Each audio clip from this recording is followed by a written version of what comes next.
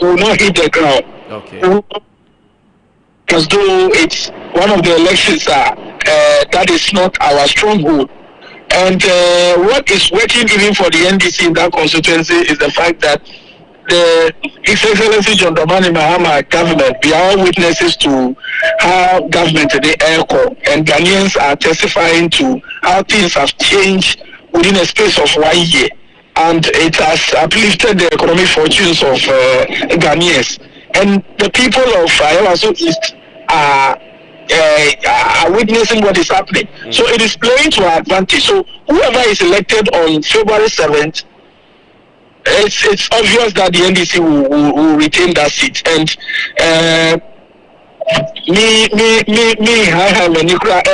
it's a seat that the NPP themselves on the other side know very well. They cannot strike that seat from us. Even if Akwetia, that is known to be NPP dominated area, through that by-election we are able to annex Akwetia from the NPP.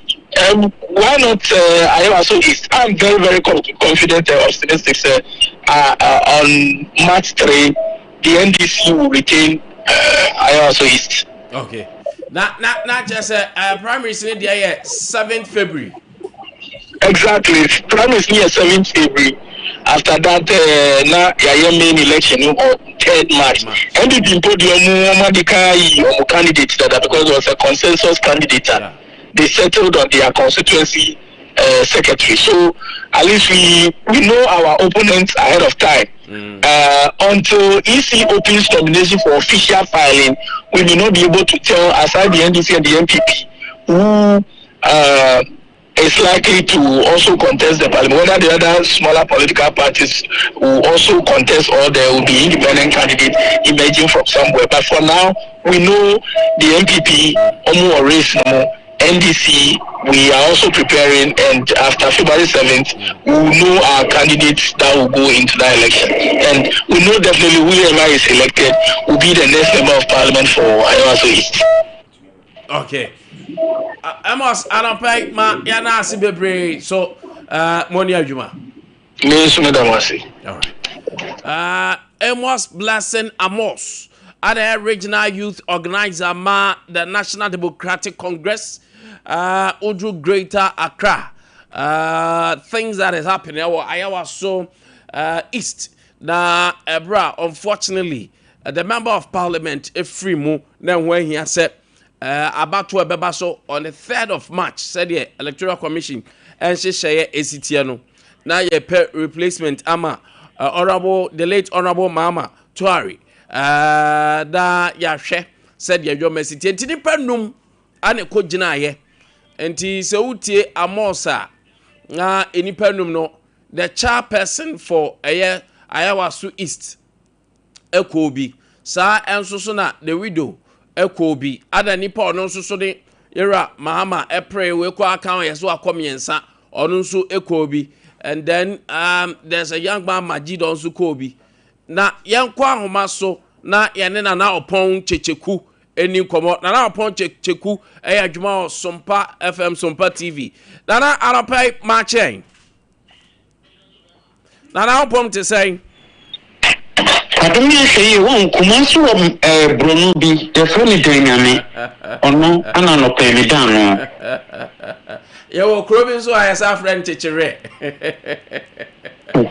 a teacher already. Whatever, Enra send and your Mexico why I was so a year east. It has been Enra and NDC Amanu Kunu, EDC one more. Omuhuja kwan se omubaba contest ewo Ayawaso East abaton peswa so enam eye bamu wu a ebe peja amrahye bedwani a onu anobutu eye importem wonum edene koye nti enam so ama eye party no emma makumaku enum echi omuti eye se senate bia no ombeko na omusoma kwako predi enam so mpokura emma eye Ajia Amina Adam Awono and our MPA and then one country as a phone no can a contest TB.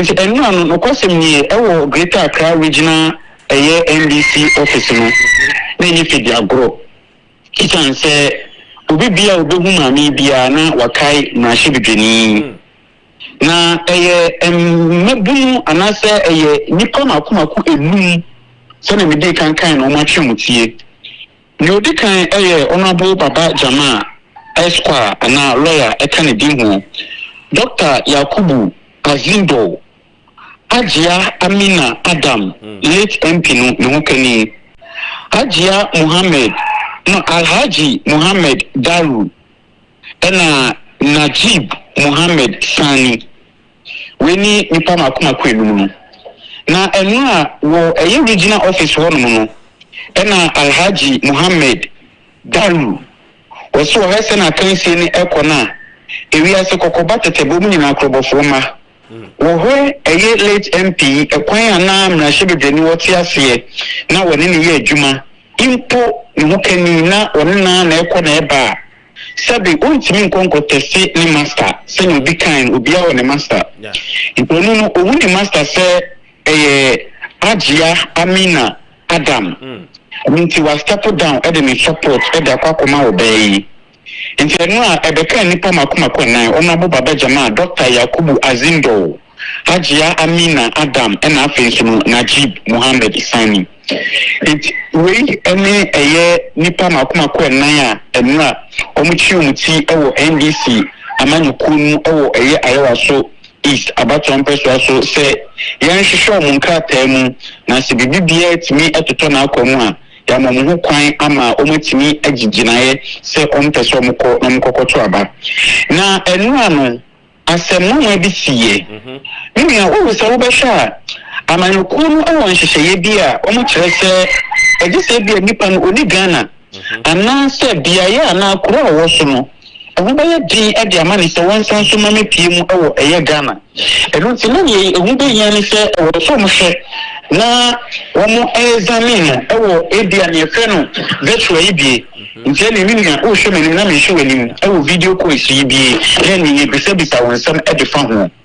Na enu ana Ajia Amina Adam edi koto mpenifo ni sanke betimi a anko wo no ni sori amobeye no anka omunye ni sa enfama no na ko abejoku a omati asie ewo dwumadie mu oma mpene so sa ina so mo trese okuo no eni hihye bisa so mo tena se ama ho kwan ha da chi nkoma bi no be for so the same application nso da ba beto manim ekoba san so obeda na te se be amuako eni ata intino wo mpo mo ho asem sanity ba maami no emami gina maami ni nkata asem de koda mpanifo a wo susu sanke yenya virtual no HSA 1 wono ni kum ofirimu encheye indi se bi oba be gina ni padom amia tutu na no sana sabi ekun editia ko 1 amamre ene emra no enti no nke betimi anka mpanifo nhwe na so ni nyina mu no mpanifo entimi anje amfa antumu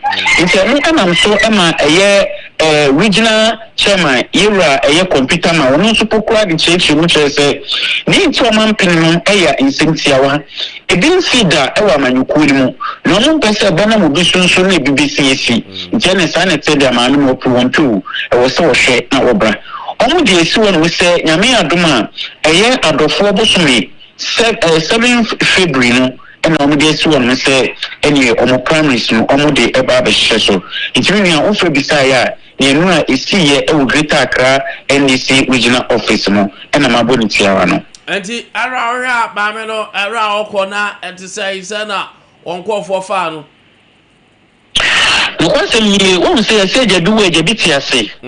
Na yeshe amanuku fudun pokra ya mpembe brenano ye de a year ni CB air compel my MPP4 is an say MPP4 na omo de sebianye biano na shebedwani wu a na ma kopre onu ankasa ni research internet o mno mamisi menka etifo yawo ayawa so west ogun ebisi ye maami saram sa pepepe ana onu so ni kufiri mu omo share no man be contest ya ewi echiri no omo de dibre no e de ema no sem na shebedwani e wa ayawa so west ogun ada no adam pokura no ne yewra don dumelu ekuku tesia ya ene John ama mpeso anu so aya akono sa no at NDC dia ne ye sonko maame no anim ene ne ye bia ne sene ye nim sene maame ne krumpoti ase no si fateka no ho no ewo mu se ne kru atode ne kru nti ase na so maame no na ne ni abre pefe so pese wo hwe na di bre no esanse be kuta ne sanse o se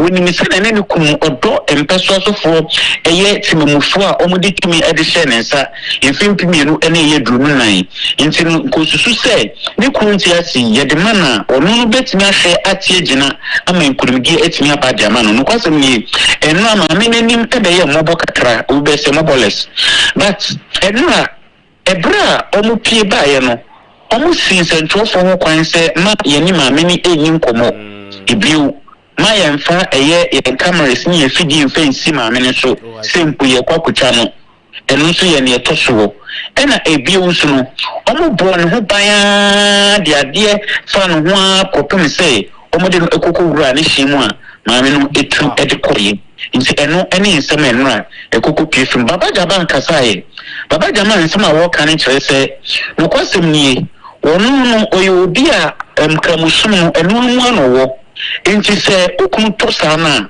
aya oba no ana wo de hyato no umpepro ho emna nipa dom se oba be pre di breaker sie di sei e wo se do husie wo yire mu bebre a wo sa yire fo no nyina adwo husie na omukai ni kun e wo mpaibo mu esanse bia ye wonam no eye ala enkuto na wonim bia ye wonam inti obesusu se nka wo se ne yire ene ne mma no omuko na fe se ne muzimi sum ene Quran ishishaye no esifatie no anka omuhwe no muni sunu nso eja obi besie onu anu nim ni enti a wo pese chenchen obe contest e wa ye wa so isi wono mo nti eno so hu nsem kakra wura baba jama e de kokotu dwa na so nyina mu susu se onu no ana APM penifo hwehwem na omu bie kwan e de mana onu ana obetimi akokodi Yura Adams and the one characters of win the mrashe begani okumya wo ye wa so isi no onu ana obehwe na fi waboa atoto bibia mana koyi de ama no ala mo cheche kwa na pai mo ani adwuma ya na ase bebre na na pon cheche ku ana otene kano ono adwuma e otera 1 media Sompa 106.5 in our car ala pai ono so eton krani fro so already amra no cry we do Orlando acha ase atwetweniti na Ember Power so ginam ala pai am ready to serve us in the world of sports yanko emra yaba komo bebre wo ho court on munsem wo ho any other matters eboboba